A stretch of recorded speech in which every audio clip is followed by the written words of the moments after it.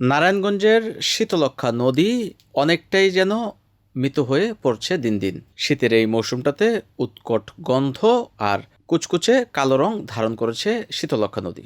যারা শীতলক্ষ্যা নদীর শহর এবং বন্দরের দুই পারের মানুষ এপার থেকে ওপার পারাপারের জন্য নিয়মিত যাতায়াত করেন, তারা অনেকেই নাক চেপে ধরে যাতায়াত করতে হচ্ছে এই শীতলক্ষ্যার উপর দিয়ে, কারণ শীতলক্ষ্যার পানিতে তীব্র দুর্গন্ধ ছড়িয়ে পড়েছে।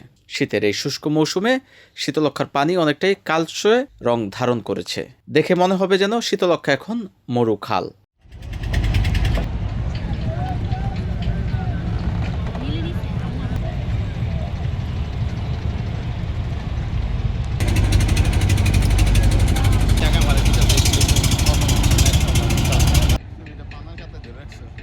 NAN TV, Narayanganj.